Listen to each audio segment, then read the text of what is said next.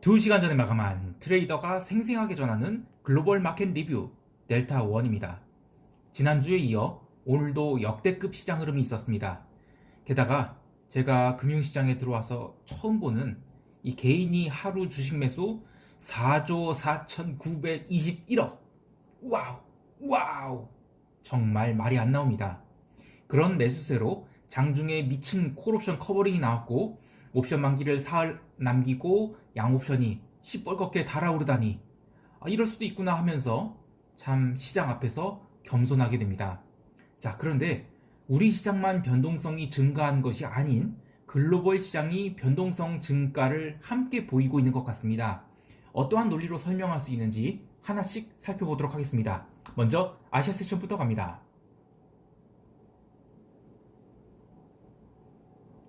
작년부터 이 개인이 아니다라는 말씀 여러 번 드렸었죠.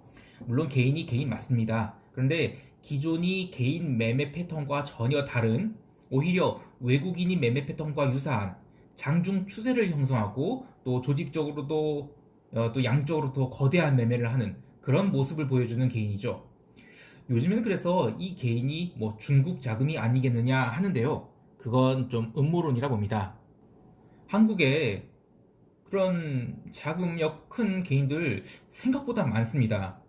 그리고 그런 주문을 계좌주가 직접 냈다고 생각하면 큰 오산이겠죠? 저런 주문은 전형적인 이 Careful Discretion Order라고 해서 알고리즘이 주문을 집행하는 거예요. 이것과 관련해서 뭐 두 가지 재밌는 얘기를 해볼 텐데요. 자, 우선 이번 1월물 옵션에서 개인이 옵션 포지션이 무려 지금 4,400억이나 이익이 나 있다는 사실입니다. 그리고 델타가 완전 위로 열려 있어요. 즉 올라가면 올라갈수록 이익이 난다는 겁니다. 그리고 옵션 포지션은요, 이번 만기 버티고 나면 뭐 다시 내리든 말든 상관이 없죠. 자, 두 번째 재밌는 얘기는 시가총액을 50조를 증가시키고 싶을 때 50조가 드냐? 그렇지 않습니다. 대부분 훨씬 적은 금액으로 시가총액을 증가시킬 수 있어요. 그리고 오늘 같은 경우에는 개인이 무려 4조 4,900억을 매수를 했는데 시가총액을 거의 증가시키지 못했죠? 그런데 옵션 거래는 좀 달라요. 제가 지난번에 그 손정희 콜옵션 매수 관련 영상에서도 언급했듯이 옵션이 포지션을 굉장히 유리하게 잡잖아요. 그러니까 델타가 아주 낮은 것들을 대량으로 잡은 다음에 그 델타가 1이 되면 이 해당 만기까지는 옵션을 결제시키기 위해서 현물 시장에서 과도한 액션을 보인다 하더라도, 그러니까 오늘 뭐 주식을 뭐 4조 4,900억을 굉장히 비싼 가격에 산 거잖아요. 근데 지금 평가 손실이 났을 텐데 그래도 옵션이 가치 증가분이 주식 매수의 손실을 커버하고도 남는다는 겁니다. 그래서 저는 이번 개인은 옵션 시장에서의 이익을 극대화하기 위해서 지금 시장을 당기고 있는 것이 아닌가 그런 생각이 듭니다.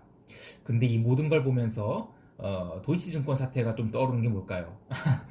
하여튼 오반 그만하고, 아무튼 오늘 뭐 개인이 4조 4,900억을 매수를 했는데 종가의 주식이 많이 밀렸죠. 고가 대비 말입니다. 그래서 뭐 평가 손실이 좀 저는 5%까지는 아니라고 보지만 어쨌든 5%가 낮다 쳐요. 그래도 2,000원밖에 되진 않습니다.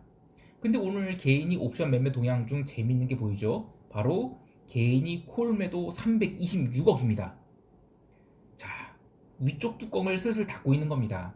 그리고 외국인이 콜 매수 420억을 냈죠. 장중 매매 동향 보니까 이거 외국인이 콜 매수한 거는 오전장에만 투기적으로 매수한 거고요. 그리고 오후장에는 개인이 네이키드로 콜옵션을 이익 실하면서 외국인이 그 카운터파티로서 데뷔박스 차익 거래를 한 겁니다. 그리고 개인이 콜매도 단가가 너무 좋아요. 즉 오늘 그 주식 평가 손실이 뭐 한 2천억이 났다고 하더라도 오늘 콜매도로 충분히 커버한 겁니다. 자, 지금까지 이야기를 종합해 볼 때 이번 옵션 1월물은 개인이 선도해서 시장을 만들어냈다라고 보고요. 개인이 드디어 이제 변동성 매도를 준비하고 있기 때문에 이제는 상승도 제한, 하락도 제한으로 보고 있습니다. 자, 다시 시장 정리해보면 장 시작 전 동시효과에서 현물이 굉장히 강하게 출발했죠. 원래 오늘 외국인들은 선물시장에서 매도를 쌓으려고 했던 것 같아요.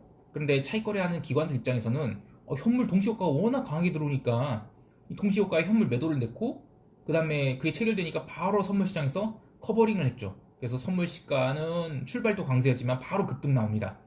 자, 선물이 급등 나오면 어떻게 했어요? 옵션도 또 살잖아요.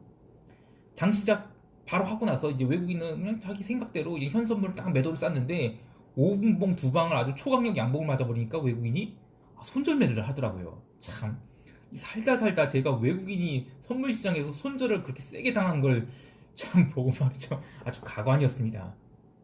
자, 그렇게 폭등이 나오니까 외국인 또 작전을 바꿉니다. 오케이, 콜매수. 그래, 내가 한번 델타 한번 쫓아가 볼게. 하고 콜옵션을 모은 다음에 외가를 많이 모았죠. 그래서 2차 슈팅을 줍니다. 그렇게 2차 슈팅이 나올 때 변동성이 무려 50포인트를 넘어갔어요. 참 이게 얼마나 높은 수치냐면요. 급락이 아니라 신규로 지금 추가로 상승하고 있는 거잖아요. 추세 상승. 그런데 변동성이 50포인트가 나온 적이 제 기억이 없어요. 그러니까 뭐 리먼 때도 뭐 급락할 때 100포인트가 넘었잖아요. 그리고 나서 올라올 때 계속 반등 나오면 변동성이 죽었어요. 그런데 신고가 치면서 변동성이 50포인트가 나왔다? 아, 참. 옛날에 혹시 기억나실지 모르겠지만 차화정이라고 해서 자동차 화학 정유 그걸 땡기면서 막 그 소위 이제 랩계좌들로 아주 자문사 랩계좌들로 막 시장을 땡긴 때가 있었어요. 그때 급등할 때도 콜옵션 내재 변동성이 30포인트까지밖에 안 올랐어요. 게다가 지금 만기가 나흘밖에 안 남은 상황에서 이런 난리를 치니까 만약에 이제 이런 식으로 생각해 보시죠. 오케이, 이번 주 만기주다. 그러니까 양매도나 치자 하면서 장 시작하고 나서 1억씩 양쪽으로 따당 옵션 매도를 쳤어요. 그러면 1시간도 안 돼서 한 4억 정도 손실 나는 거예요. 아마 오늘로써 거의 모든 이 변동성 매도자들이 올킬 되지 않았을까 싶어요. 아유, 참 가슴 아픈 얘기고요. 아무튼 외국인이 외가격 콜옵션을 매수를 하고 나서 10시 이후로 가속도를 붙이자 델타 해지 하는 기관들이 뭐 선물을 커버링하고 난리가 났었죠. 근데 이때만 해도 미국 지수 선물들이 계속 약세였어요. 그래서 아니 왜 그럴까? 그 홍콩 증시에 대한 해지일까 뭐 등등등 별거 생각이 다 들었는데요. 어쨌든 우리 시장만 날뛴 겁니다. 그렇게 10시 30분까지 난리를 친 다음에 외국인이 전략을 또 바꾸죠. 거기서 이제 풋을 삽니다. 이 시점에서 저도 이제 외국인인 풋옵션 매수가 참 이해가 갔던 게 10시 30분경 선물 시장은 448.10을 기록을 해요. 한 4%좀 넘는 상승을 했는데 이때까지 개인이 주식 매수가 약 2조 정도 들어온 상태였죠. 그러니까 1시간 반 동안요. 자, 오늘 주식 매수가 얼마나 들어올지 시장 참여자들은 일단 모르는 상황이잖아요. 그런데 외가격 콜옵션에 형성된 가격은 이번 만기까지 그러니까 나흘 동안 여기서 또 추가로 15%가 넘는 상승이 나올 수 있으면 반영한 거예요. 근데 오늘 시장이 상승 종목이 또 삼성전자, 현대차 등에 집중된 상황이잖아요. 그럼 나머지 인덱스 구성 종목이 따라 올라오지 못하면 15%는 사흘 만에 어떻게 가요? 쉽지 않죠. 예. 그리고 그런 상황이 나오면 풋옵션은 또 오전엔 절대 죽지 않습니다.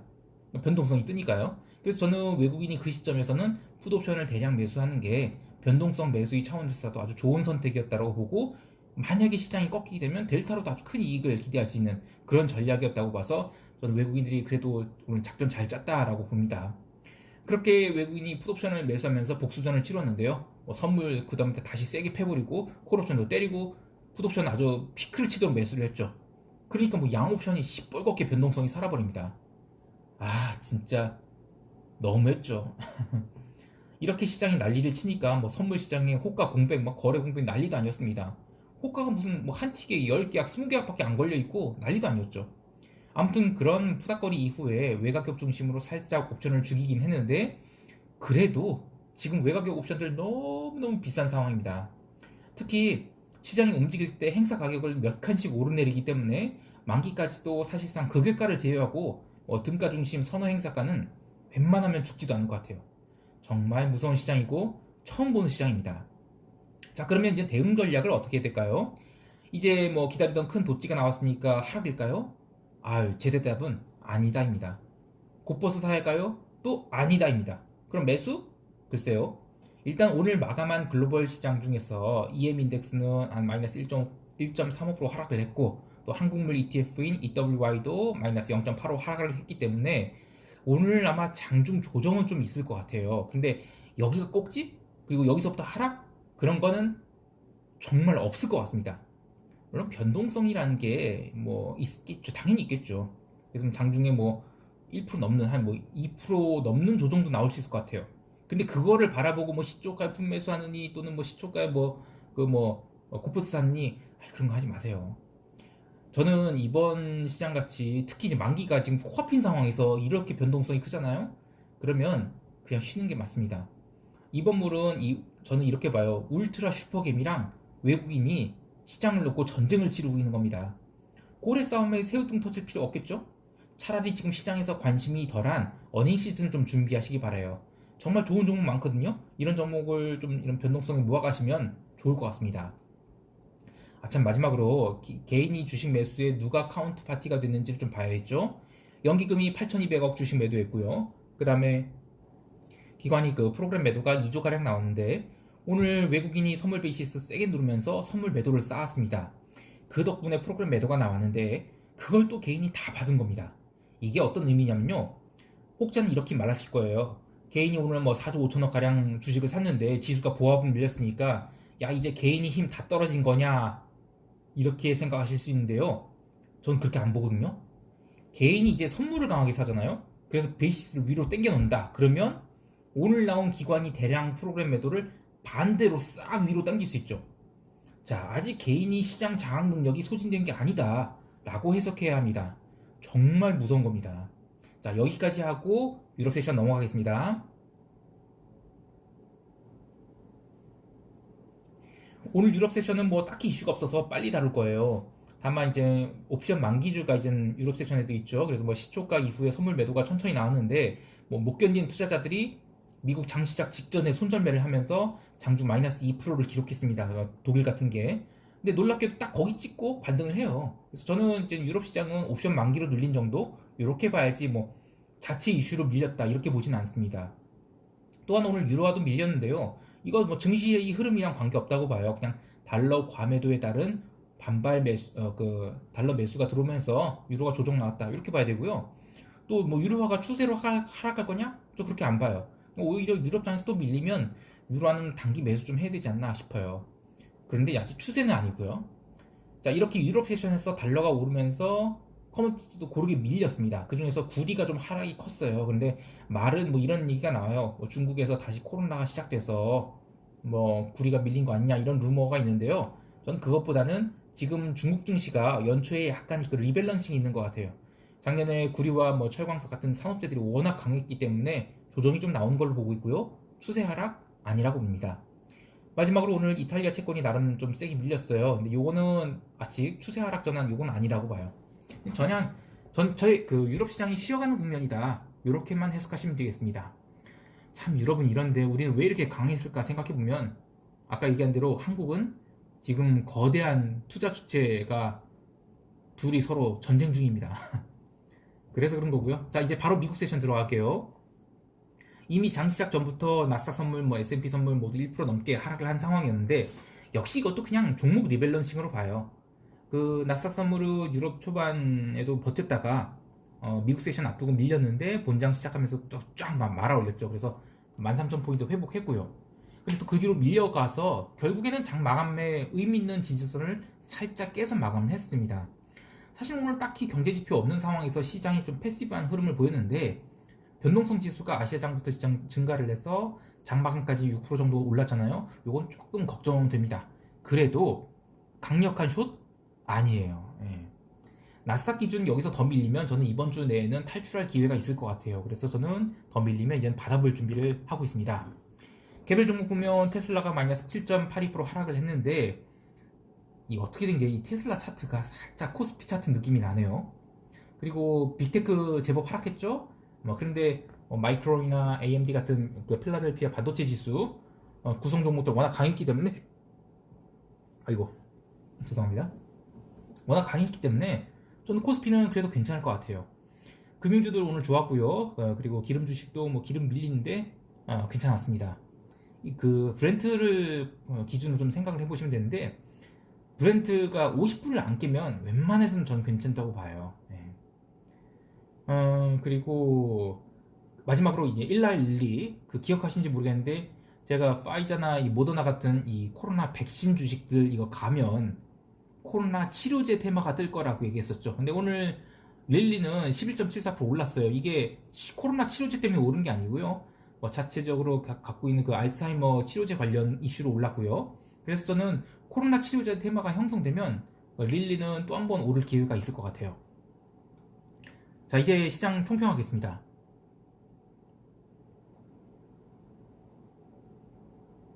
이 한국 증시만 놓고 보면 일선 지점에서 뭐 줄 서서 계좌 개설하고 있다. 또 고객의 따금 어마어마하게 증가하고 있다. 뭐 그래서 분위기가 굉장히 달아오르고 있는데 저는 그들이 지금 시장을 주도한 세력으로 보진 않습니다. 오늘이 개인 주식 매수를 포함해서 최근이 개인 주식 매수 형태가 여태까지 개인 주식 매수 형태와 다르기 때문에 이런 이 주포 개미들이 이번 옵션 만기 이후에 어떤 식으로 포지션을 변화시킬지 모르겠는데 하지만 기본적인 사실은 이들이 엄청난 평가 이익 상태이고요. 그리고 이번 옵션 만기 때까지는 이익을 극대화하기 위해서 최소한 급락은 용인하지 않을 거다. 그렇게 보고 있습니다. 따라서 눌림이 나오면 여전히 매수해야 된다고 보는데 이 주포 개미들이 이익 실현성 매도를 한다 해도요. 저는 이제는 밀릴 때마다 이번에 새로 신규 유입된 그 일반 개미들이 지수 하락을 방어할 것이라고 봐요. 그래서 저는 한국 시장에서는 숏마인드는 부디 안 가지셨으면 좋겠습니다. 그리고 또 하나 마이너스 1% 정도 밀리면 사야 되느냐 뭐 다 하락 나온 거냐 이렇게 생각하지도 않으셨으면 좋겠는 게 지금 옵션 만기주잖아요. 근데 이번 월물이야 그렇다 치고 다음 옵션 만기 월물이 가격 형성이 보면요. 이 지수가 위로도 아래로도 12% 이상이 움직일 수 있음을 반영하고 있어요. 그러니까 일주일에요. 따라서 리스크를 관리해가면서 롱마인드를 가져야지 이거 그냥 닥치고 롱을 샀다가 한 마이너스 한 4%, 5%한 연속해서 한 이틀 밀리잖아요. 그러면 그 다음 한 며칠 동안 뭐 다시 10% 오른다 해도 못 견딜 거란 말이에요. 그래서 리스크 관리는 잘 하시면서 롱마인드를 가져라. 이렇게 말씀드리고 싶습니다. 그리고 이제 글로벌 시장도 지금 변동성이 살살 커지고 있어요. 그런데 기존은 저는 변함이 없다고 봐요. 그러니까 달러 약세 기조, 그리고 뭐 채권 약세 기조 이런 것들은 변함이 없다고 봐요. 뭐 며칠 동안 달러가 급등을 올라왔잖아요. 근데 이것도 마찬가지로 추세 상승 아니라고 보고요. 장기 채권 하락 속도가 오늘 조금 약한데 전 내일부터 또 국채 반등해도 지난 급락대이 수준으로 튀어 올라갈 거는 아니라고 봅니다. 자, 오늘도 좋은 성과 내시길 바라고요. 그 만기주입니다. 정말 조심하십시오. 만기주 이 옵션이라는 건요. 주식이 아니에요. 지금 무슨 얘기냐면 만기 때는 휴지로도 못 찾아요. 그냥 없어지는 겁니다. 그냥 사이버머니예요. 그래서 저는 만기주 때는 정말 돈 깨먹지 말자. 그런 얘기를 자꾸 하고 싶습니다. 이상 델타원이었습니다. 감사합니다.